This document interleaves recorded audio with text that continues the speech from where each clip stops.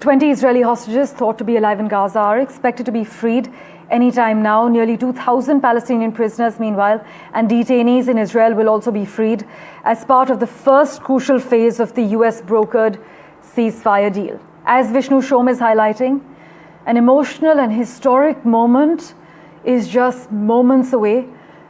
We're also joined by the editor-in-chief of the Jerusalem Post, Zvika Klein, on NDTV at the moment. Mr. Klein, glad to have you back. Can you confirm that the first hostage is set to be released within the next 15 minutes? Yes, as we speak, I'm looking at our screen over here at the live feed from the Gaza Strip, waiting to see those Israeli hostages who have been held most of the past 2 years in the Hamas tunnels. I have to say that, first of all, I agree with everything that your previous interviewee said. But as opposed to what the deal that the Americans brokered, Hamas seems to be organizing some sort of a ceremony. And this is something that was very clear by all parties that would not be part of this release. In previous releases, we've seen Hamas stage, an entire dramatic scene, even with lighting and special cameras, showing this release and trying to show themselves as a strong power. So we see now, on the screen from the Gaza Strip, 2 lines of these terrorists, most of whom were underground up until the ceasefire just in the past few days. And also there's a bunch of rows of chairs, which what seems to be some sort of ceremony planned. Unclear if it's for the Israeli hostages or potentially for their prisoners that they expect to be returned later today. Right. Meanwhile, can you take us through the final logistical steps that are being taken by the IDF as well as the rescue teams ahead of this crucial historic handover? Yeah, so unfortunately, Israel is very organized, and because we know how to deal with this situation, there's a army base that is turned into a closed vicinity where the family members are waiting for their loved ones. After the hostages are released, they're transferred to the Red Cross. The Red Cross, quickly examines them and transfers them to the IDF. And then according to their medical situation, it is decided if they will meet with their families close to the border with Gaza in that base I mentioned, in private rooms, or they will fly in a helicopter directly or immediately to a hospital if their medical situation is of such. All right. Meanwhile, we are also hearing that this deal at home has mixed responses. Does this deal reflect a shift in Israel's red lines as far as negotiations with Hamas are concerned, or would you say it's being seen as a necessary exception? It's a necessary exception. There's a majority of Israelis who agree to this deal. Are they all happy with it? Not necessarily. But after 2 years of war, a majority of Israelis want these hostages to return. They want the war to end. They don't want to negotiate with Hamas, and we hope with the mediators' help that Hamas will not be in power in Gaza. Right, and given that nearly 2,000 Palestinian prisoners are also going to be released, how is this being framed in the Israeli media for you at home? Is it being framed as a concession, or is it being framed as a sort of calculated trade? I think it's perceived in both ways. There are those that see this as a defeat, and there are those that see it as a necessary move, and also there are those that have a personal connection.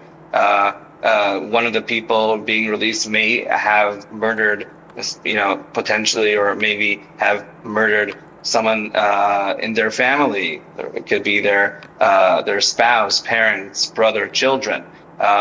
Many of these prisoners are not just sitting in Israeli jails for no reason.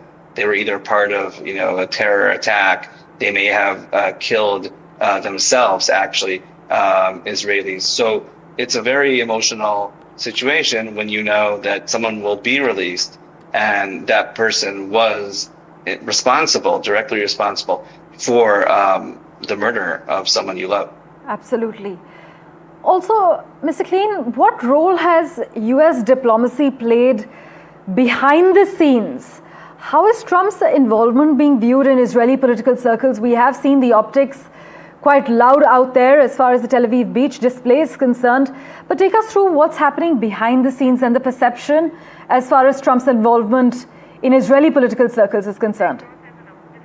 So Donald Trump is very popular. Right, I'm really sorry to interrupt you, Mr. Kleen. I'm being told by our team that Red Cross has now announced the hostage release. We are, of course, waiting for visuals to come in, but that's the latest we're tracking on NDTV at the moment. We've got a reaction coming in at the moment. Listen in. Hostage Square, where thousands have gathered ahead of the anticipated release of the 20 remaining living hostages. As you can see behind me, footage is playing from Gaza, where the Red Cross has begun to assemble at the points where the hostages will be released to their custody. From there, they will go to Israeli custody, where they will be brought over the border, taken for medical evaluation, and reunited with their families. Now, we anticipate the handover to begin in the next 20 minutes or so, and I'll be bringing more news to you live throughout the course of the morning.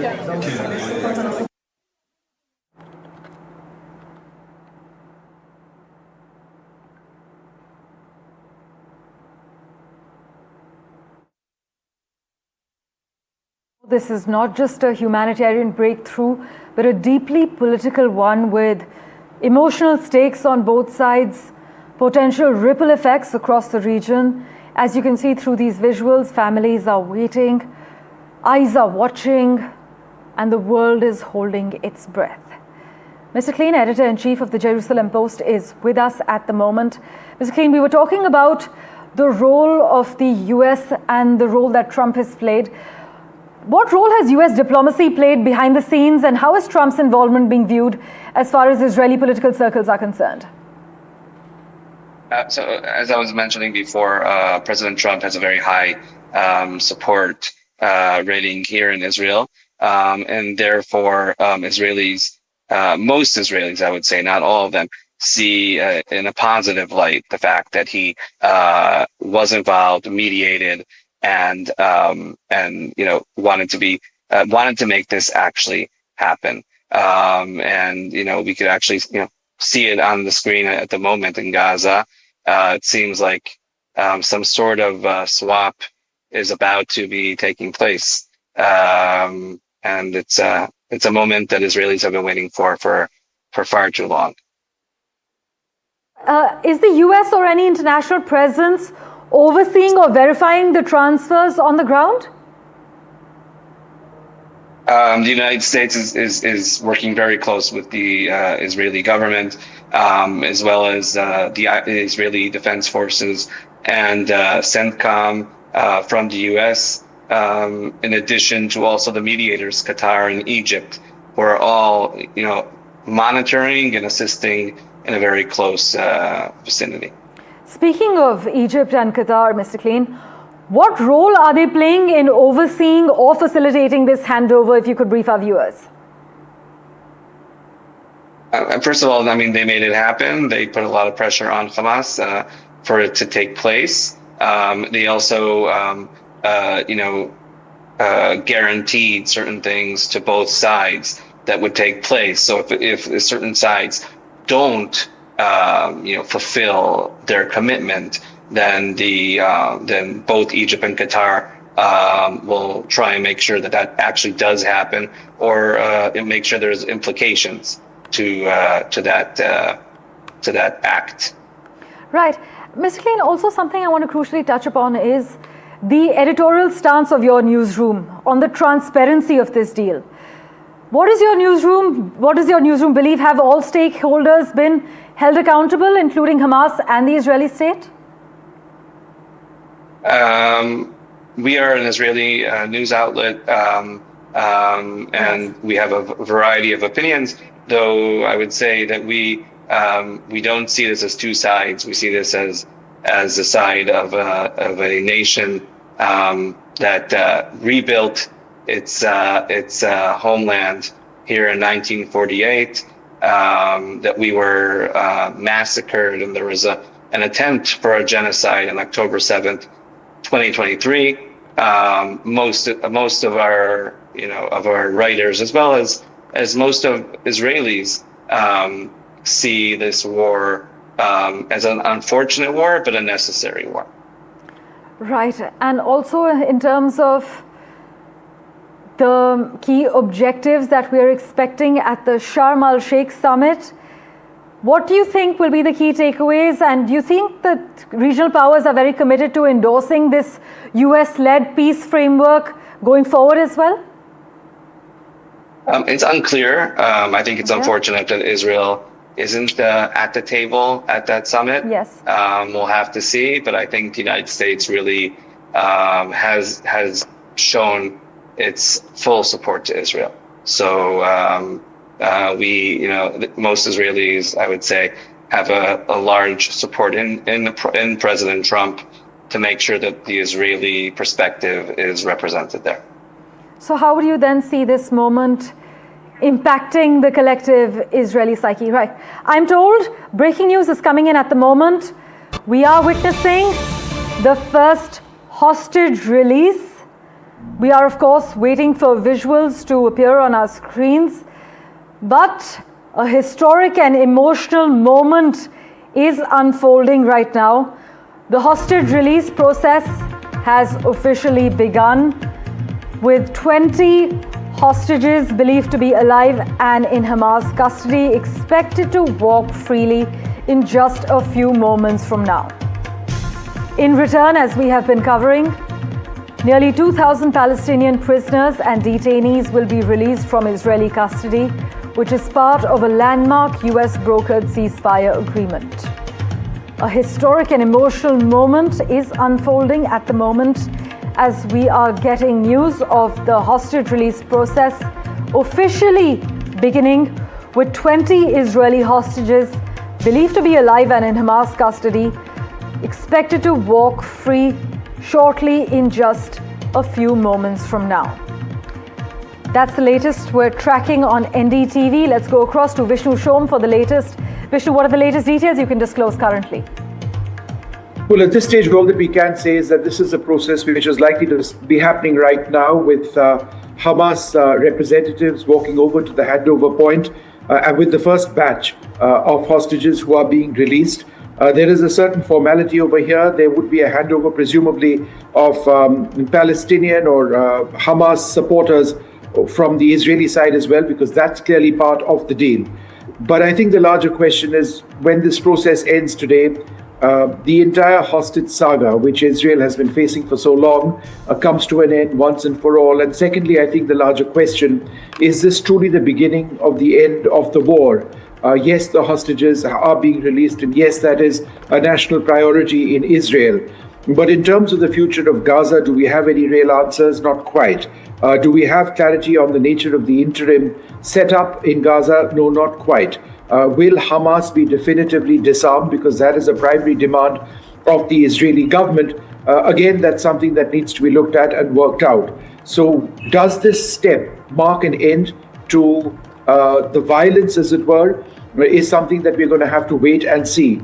But what it does certainly mark an end for, as certainly from an Israeli perspective, is the trauma of the families and trauma of the hostages, 20 of whom are being released. And let's spare a thought for all of those who were taken hostage, who've died over the last couple of years.